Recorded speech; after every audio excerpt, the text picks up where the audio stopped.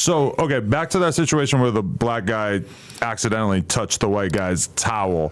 So, if you had decided that that was such an offense, it wouldn't be you fighting, right? Would it be these two guys who are directly involved in the situation? They would just have to fight, right? 100%. Okay. Yeah. What if it is like? But see, if it was like a homie or a Mexican like that, right? Then it's not, man. So then it's more or less we're disciplining our own.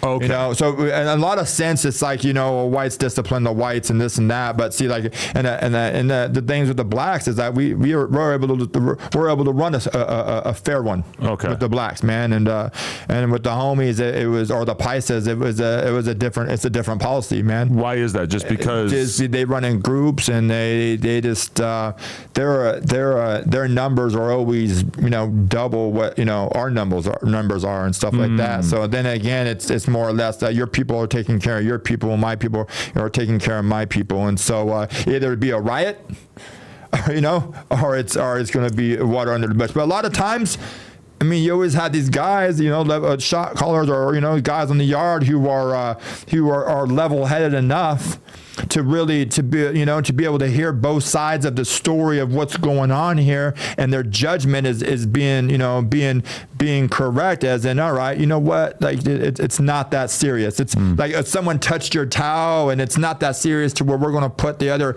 75, 30 people of each race into danger, you know, because you touched your towel. Like it's not going to happen. Here's a new towel. It's not going to happen again. You know, like you want us to discipline our guy, or I want you to discipline your guy, you know what I'm saying? And which that would happen. They discipline their people, right, and we discipline ours. And was it difficult for you to get into that routine of having to take any tiny little offense that seriously? Because like in that situation with the towel, it kind of sounds like the kind of thing that in the real world, it would just be so easy to be like, oh, my bad. Like, you know, I didn't intend to do that. But in this environment, it's like you have to, you know, basically respond to like any tiny disrespect because you're scared of it turning into something more serious, right? You have to. The thing is you have to put a stop to anything that's going to happen. Anything that's potential that creates like a drama or tension or anything like that. You sort of have to like cut it off. You have to end it, man. You can't have it. You can't have something in the air,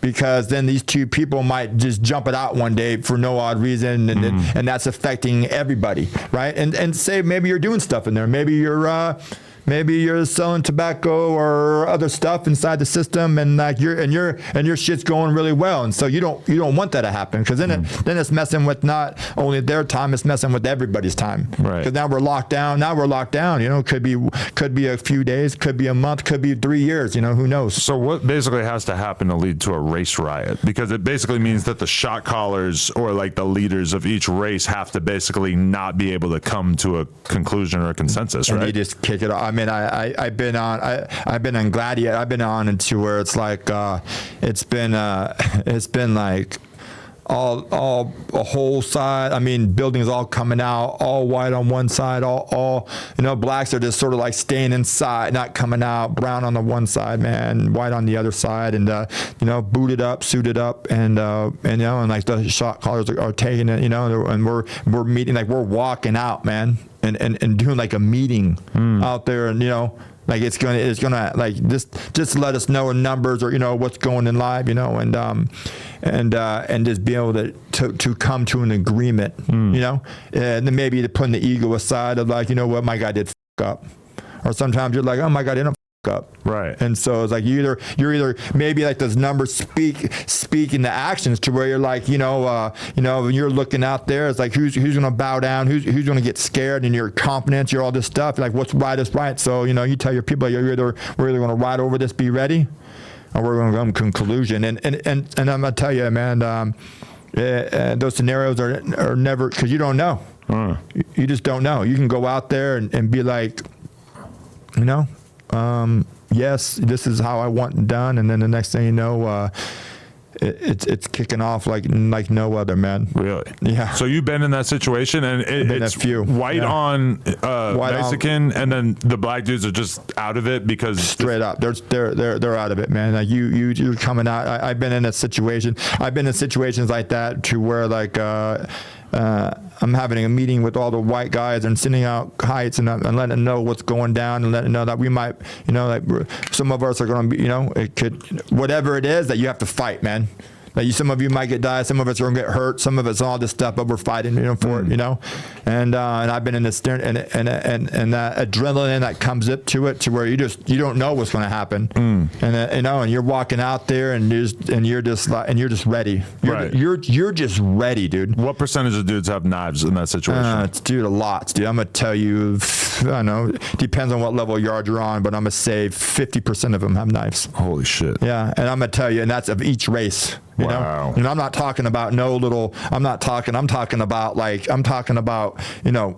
talking about just kill, this I seen backs. The couple worst things I ever seen, man, in these shanks is I seen just and that are easy to slide, and it's just a razor with some razor blades tied onto a razor handle, man, and I watch guys get sliced up, just filleted open like fish, dude, and it's just like in an instant, Right. And I watch guys to where they're getting checked or something like that, or they're getting disciplined or removed off the yard, and they're getting booked, and they're getting booked with like something that's it's like 10 inches long. I mean, there's something so pure and simple about the idea of a bunch of dudes beating the shit out of each other with their fists in comparison to the idea that like at any given moment you could just have a blade enter into your jugular, or somebody from behind could just slice your shit open. Like, I don't know, it's such a terrifying idea to be in a brawl where back up against the wall, man. That's what they say, back up, and that's why you're always rolling in twos, man. You're never rolling in ones. Like when if you're holding a knife or I'm holding a knife, it's always a team effort, back to back, and you're going at it. That's why it's never, if you're caught single, you're getting caught up, man. Right. And so, okay, this first bid that you did in prison, though, how long did that last? So how much time have you done total in prison?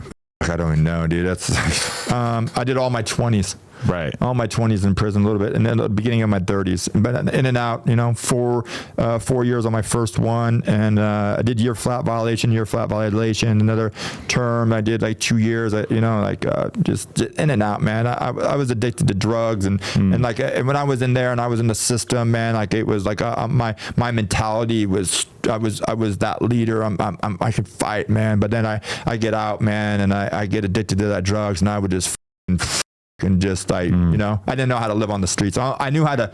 I grew up in the streets and in the YA and then in the county jails and then in the prison. So like that was like I really had that presence and felt like boom. But when I get to the streets, I was addicted to drugs, man. And so I just, I took that mentality to the streets, and I'd be out, they couldn't wait. Like I said, 6, 7 out there running the streets, doing stupid ass shit, man. They pull me over, violate me quickly, man. Really? Yeah. Especially just being in like a smaller guilty by association, man. And guilty by association. I'd be out there running around with white peckerwood gang members and stuff, and we're doing, and stuff. I'm chasing that lifestyle, I'm coming out 5 years later chasing the lifestyle and things change, man. But we don't change because we've been locked up, so my mentality is that, I'm getting high, people owe me money and this and that. I'm taking people's cars, and it's just I'm doing drugs, and like all your defenses and all this stuff are just like ruined. I'm not sleeping, I'm not eating, I'm just like deteriorating as a human being, man. What can I say, man? Damn. It saved me. Yeah. Going to prison saved me, man.